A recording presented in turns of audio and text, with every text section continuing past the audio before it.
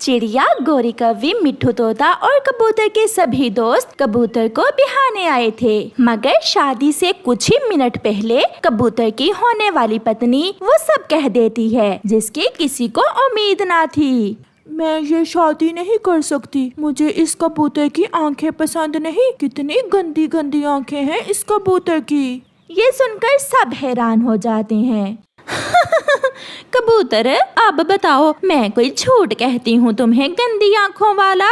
बेचारा कबूतर अपने दोस्तों के सामने बहुत शर्मिंदा था। गोरी, चुप कर जाओ, ये समय नहीं है ऐसी बातों का। बेशर्म कबूतरी, अगर ऐसा ही करना था तो क्यों शादी की बात चलाई थी? अगर तुमने मेरे साथ ऐसा किया है तो तुम भी कभी खुश नहीं रहोगी। फिर वो सब वहाँ से चले जाते हैं। उस दिन के बाद कबूतर बहुत उदास उदास रहता। वो अपने दोस्तों से भी दूर ही रहता। एक दिन चिड़िया कबूतर के पास आती है। कबूतर भैया, मुझे मालूम है आप बहुत दुखी हैं। उस बेशर्म कबूतरी ने बहुत इंसल्ट की है आपकी, मगर जो हुआ आप उसे भूल जाएं। मैंने एक कबूतरी देखी है आपके लिए। नहीं चिड़िया, मैंने सोचा है अब मैं कभी शादी नहीं करूँगा। कबूतर भैया, वो कबूतरी बहुत अच्छी है, वो आपका बहुत ख्याल रखेगी, वो बहुत प्यार करने वाली है। बस आप तैयारी कर लें, मैं आज ही उस कबूतरी से बात करने जा रही हूँ। फिर चिड़िया वहाँ से चली जाती है। लूसी, वो बहुत अच्छा कबूतर है, वो मेहनती है, अपना घर है, वो आपको बहुत खुश रखेगा। चिड़िया, मेरी एक ही शर्त है, मैं उस कबूतर से शादी करूँगी जिसने पहले कभी किसी से प्यार ना किया हो। अब चिड़िया लूसी को कैसे बताती कि पहले भी एक बार लाली कबूतरी कबूतर के प्यार को धोखा दे गई है, इसलिए चिड़िया झूठ बोलती है। नहीं नहीं लूसी, आप चिंता न करें, उसने कभी किसी दूसरी कबूतरी से प्यार नहीं किया। फिर लूसी कबूतरी मान जाती है। दूसरे दिन सभी दोस्त कबूतर को दुल्हा बनाकर ले आते हैं। चिड़िया, कहीं इस बार भी? गोरी, चुप करो, हर समय फजूल बोलती रहती हो। कबूतर की शादी हो जाती है। कबूतर लूसी को बिहाकर अपने घर में ले जाता है। चिड़िया कबूतर से कहती है, कबूतर भैया, एक बार मेरे पास आकर मेरी बात सुनना। हाँ चिड़िया बहन, क्या बात है? वो जो पहले हुआ उसका लूसी को कुछ न बताना। नहीं नहीं चिड़िया, मैं वो सब भूल गया हूँ। मैं सब भुलाकर अपनी पत्नी से प्यार करूँगा, इसका ख्याल रखूँगा। फिर ऐसे ही कुछ दिन गुजर जाते हैं। लूसी और उसका पति कबूतर नदी पर बैठे हुए थे। मैं बहुत भाग्यशाली हूँ जो मेरी आपसे शादी हुई। आपने मुझसे पहले किसी कबूतरी से कोई चक्कर तो नहीं चलाया था ना? नहीं, आप ही मेरा पहला और आखिरी प्यार हो। ये सुनकर लूसी बहुत खुश होती है। गोरी कौवी भी उड़ती हुई वहाँ आ जाती है। मोटे कबूतर, ये अमरूद कहाँ से लाए हो तुम? ये तो बहुत मीठा होगा। ये मेरे पति मेरे लिए लाए हैं। कबूतर, ये अमरूद तुम मुझे दे दो, तुम कोई दूसरा ढूंढ कर ले आना अपनी पत्नी के लिए। ना, मैं ये अपनी पत्नी के लिए लाया हूँ। अच्छा, बहुत प्यार करते हो अपनी पत्नी से। सुना है लाली भी इस जंगल में वापिस आ रही है। लाली का नाम गोरी के मुँह से सुनते ही कबूतर डर जाता है। कौन लाली? ये अमरूद मुझे दो और मैं जाऊं, बाकी की बात फिर बताऊंगी। कबूतर डरते हुए वो अमरूद गोरी कौवी को दे देता है और गोरी वो अमरूद लेकर वहाँ से चली जाती है। आपने मेरा अमरूद क्यों उस दुष्ट कौवी को दे दिया? वो हमारी पड़ोसन है, भूखी होगी, मैं आपको और अमरूद ला दूंगा। कालू, जैसे ही कबूतर की पत्नी के सामने मैंने लाली का नाम लिया, कबूतर की तो जान ही निकल गई। अगर कबूतर की पत्नी को मालूम हो गया कि कबूतर ने पहले लाली से प्यार किया था तो वो उसी दिन कबूतर को छोड़कर चली जाएगी। अब देखना कालू, मैं कैसे कबूतर को ब्लैकमेल करती हूँ। फिर दूसरे दिन गोरी कबूतर की दुकान पर जाती है। कबूतर जी, 1 किलो घी, 1 किलो चीनी और 1 पैकेट चाय की पत्ती का दे दो। मैं उधार नहीं करूँगा, पहले ही कई दिन बाद दुकान खोली है मैंने। कबूतर की पत्नी लूसी भी अपने पति के लिए खाना लेकर दुकान पर आ जाती है। अच्छा ही हुआ लूसी जो तुम भी आ गई। अब तुम चुप करके यहाँ से जाओ। मेरा सामान तो दे दो मुझे, मैं दे जाऊंगी पैसे कुछ दिन बाद। मेरे पति उधार नहीं करते, आप जाइए। उस दिन भी आप मेरा अमरूद ले उड़ी थी। कबूतर, तुम्हारी पत्नी की आंखें तो बिल्कुल लाली जैसी हैं, है ना? लाली का नाम सुनकर कबूतर बहुत डर जाता है। अच्छा अच्छा, चुप कर जाओ। लो ये सामान ले जाओ और दे जाना पैसे बाद में। बहुत अच्छे हो तुम कबूतर चाचा। फिर गोरी सामान लेकर वहाँ से चली जाती है। पति जी, ये लाली कौन है जिसका नाम सुनते ही आप उस कवि की हर बात मान लेते हो? काका कुछ नहीं, कोई नहीं। ये कवि बहुत शैतान है, मजाक करती रहती है मेरे साथ। कुछ दिन बाद लूसी अपने घर में बैठी हुई थी कि दरवाजे पर दस्तक होती है। कौन कौन है आप? क्या ये घर कबूतर का ही है? हाँ, मैं उसकी पत्नी हूँ, लूसी है नाम मेरा। ये सुनकर लाली रोने लग जाती है। आप बहुत भाग्यशाली हो जो आपकी शादी कबूतर से हुई। मैंने कबूतर को ठुकराकर बहुत बड़ी गलती की थी। मेरी जिंदगी खराब कर दी उस विदेशी कबूतर ने, जिसके पीछे लगकर मैंने कबूतर से शादी करने से इनकार कर दिया था। क्या आपका नाम लाली है?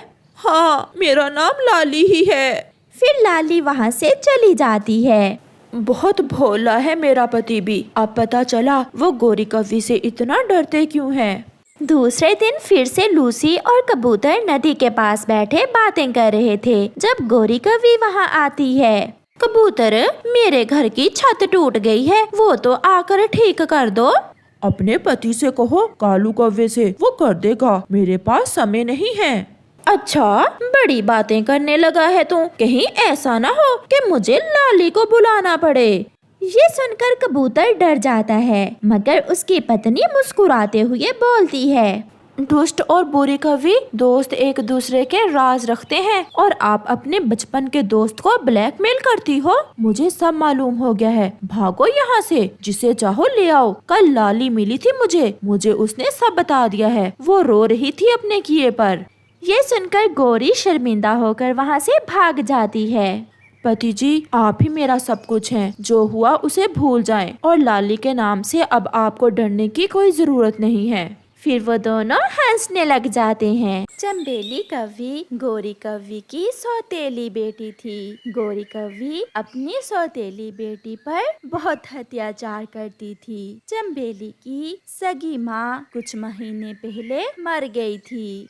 अगर अपने पिता को कुछ बताया कि मैं तुमसे घर के सारे काम करवाती हूँ तो मैं तुम्हें जान से ही मार दूंगी। नहीं सौतेली माँ जी, मैं पापा को कुछ नहीं बताऊंगी। मैं पापा के आने से पहले ही रोज की तरह सो जाऊंगी। कालू कौवा जो चंबेली का पिता था वो भी घर आ जाता है, जिसे देखते ही चंबेली अपनी आंखें बंद करके सोने का नाटक करती है। मेरी बेटी सो गई है क्या?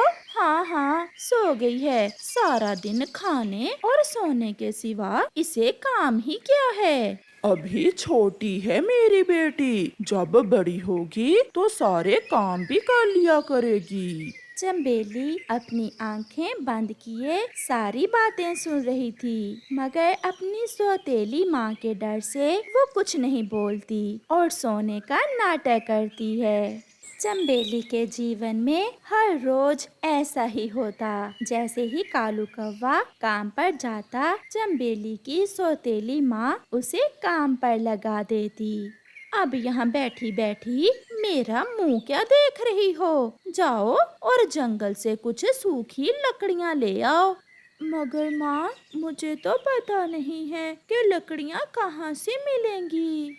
जब घर से बाहर जाओगी तो सब पता चल जाएगा। फिर अपनी सौतेली माँ से डरती हुई चंबेली सूखी लकड़ियाँ लेने जंगल की तरफ चली जाती है। वो सारा जंगल फिरती है, वो इधर उधर उड़ती है। बहुत मुश्किल से उसे कुछ सूखी लकड़ियाँ मिल जाती हैं। चंबेली उन लकड़ियों की गठरी बनाती है और जैसे ही उन्हें लेकर उड़ने लगती है तो वहाँ एक आवारा उल्लू आ जाता है। ये लकड़ियाँ तुम मुझे दो, वरना मैं तुम्हें मार दूंगा। अंकल डाकू, अगर मैं लकड़ियाँ ना लेकर गई तो मेरी सौतेली माँ मुझे मार देगी, और अगर आपको ये लकड़ियाँ ना दूँ तो आप मुझे मार देंगे। अगर मेरे भाग्य में मरना है ही तो आप मुझे मार ही दें, मैं भी ऐसी जिंदगी से तंग आ गई हूँ। चंबेली की ये बात सुनकर उस उल्लू को छोटी कौवी पर बहुत दया आती है और वो उससे पूछता है, क्या तुम्हारी सौतेली माँ तुम पर बहुत अत्याचार करती है? अंकल, मेरी सौतेली माँ मुझसे सारे घर के काम भी करवाती है और मुझे मारती भी है, बहुत मारती है मेरी सौतेली माँ मुझे। बेटी, मैं आया तो तुमसे तुम्हारी लकड़ियाँ छीनने था, मगर तुम्हारा दुख देखकर मुझे तुम पर बहुत दया आई है। अगर तुम चाहो तो तुम मेरे साथ मेरे घर आ सकती हो। तुम्हारी चाची तुम्हारा बहुत ख्याल रखेगी, वो तुम्हें अपनी बेटी बनाकर रखेगी। चंबेली भी अब वापस घर नहीं जाना चाहती थी, इसलिए वो उस उल्लू के साथ चली जाती है। पत्नी जी, कहाँ हो? जल्दी आओ, देखो तो आज मेरे साथ कौन आया है। कवि, ये छोटी कवि कौन है और तुम क्यों इसे किडनैप करके यहाँ ले आए हो? किडनैप नहीं करके लाया, अब ये हमेशा हमारे साथ इसी घर में रहेगी। पहली बार जिंदगी में मैंने कोई अच्छा काम किया है। मेरी सौतेली माँ मुझे बहुत मारती है, इसलिए अंकल डाकू मुझे यहाँ ले आए हैं। ये मुझे जंगल में मिली थी, बेचारी बहुत दुखी है। फिर उल्लू की पत्नी चंबेली को अपने गले से लगा लेती है। अब तुम मेरी बेटी बनकर मेरे साथ रहोगी। बेटी, तुम चिंता ना करो, यहाँ आपको सब कुछ मिलेगा।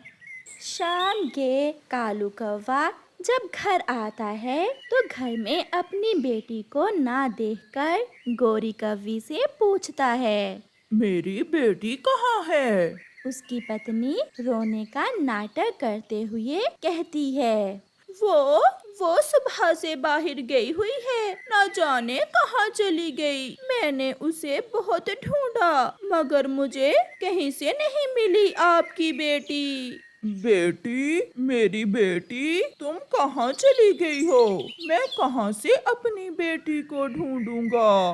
कालू कौवा ऐसे रोने लग जाता है। ऐसे ही कुछ दिन गुजर जाते हैं। चंबेली भी उल्लुओं के परिवार के साथ खुशी का जीवन गुजारने लगती है। वो अपने सारे दुख भूल जाती है। उसकी उल्लू माँ उसे अच्छे अच्छे भोजन देती, उसे अपने साथ सैर करने लेकर जाती, वो उसे बहुत खुश रखती थी। एक दिन गोरी कौवी अपनी माँ से मिलने दूसरे जंगल जा रही थी कि रास्ते में तेज हवा के साथ बारिश शुरू हो जाती है। गोरी कौवी बारिश से रुकने के लिए एक पेड़ के नीचे बैठ जाती है। ये बारिश भी अभी आनी थी, अब मैं कहाँ जाऊँ? माँ का घर तो अभी काफी दूर है। गोरी कौवी बैठी ऐसे खुद से बातें कर रही थी कि ऊपर से सूखे पेड़ की एक डाल टूटकर गोरी कौवी के ऊपर गिर जाती है और गोरी कौवी उस सूखी डाल के नीचे दब जाती है। वो मदद के लिए गुहार लगाती है, बचाओ बचाओ, कोई मुझे बचाओ, कोई मेरी मदद करे। माँ, ये आवाज तो मेरी सुनी सुनी है, ये जरूर कोई मेरे जानने वाला है। बेटी, बारिश तेज है, ऐसी बारिश में शायद कोई पक्षी किसी मुसीबत में होगा। हम उल्लू पक्षी अपने काम से काम रखते हैं, हम ऐसे किसी की मदद नहीं करते। मगर माँ, मेरे लिए, अपनी बेटी के लिए मेरे साथ चलें। आवाज फिर से आती है, बचाओ, मैं मर रही हूँ, कोई मेरी मदद करे। फिर चंबेली अपनी उल्लू माँ को साथ लेकर आवाज की दिशा में जाती है। थोड़ी ही दूर चंबेली की नजर अपनी सौतेली माँ गौरी कव्वी पर जाती है, जो एक बड़ी डाल के नीचे दबी हुई थी। चंबेली अपनी उल्लू माँ के साथ वहाँ पहुँच जाती है। गौरी कव्वी अपनी सौतेली बेटी चंबेली को पहचान लेती है और वो डर जाती है। तो तुम चंबेली हो क्या? तुम जिंदा हो? हाँ माँ, हाँ मैं जिंदा हूँ। आपने तो सोचा होगा कि मैं मर गई होंगी। ये देखें, अगर ऊपर वाले ने मेरी सगी माँ ली तो उसकी जगह मुझे नई माँ दे दी। चंबेली, क्या ये कव्वी तुम्हारी सौतेली माँ है? हाँ माँ, यही है मेरी सौतेली माँ। तो फिर चलो बेटी, मरने दो इसे यहीं। इसकी सजा यही है कि ये यहाँ तड़प तड़प कर मरे। मुझे माफ कर दो बेटी, मैंने तुम पर बहुत अत्याचार किया। मुझे बचा लो मेरी बेटी, मैं यहाँ मर जाऊंगी। माँ, इन्हें यहाँ से बाहर निकालें, जैसी भी हैं, मैंने इन्हें माँ कहा है। फिर चंबेली अपनी उल्लू माँ की मदद से गौरी को बाहर निकालती है। बारिश भी रुक जाती है। बेटी चलो मेरे साथ घर चलो, आपके पापा आपको बहुत याद करते हैं।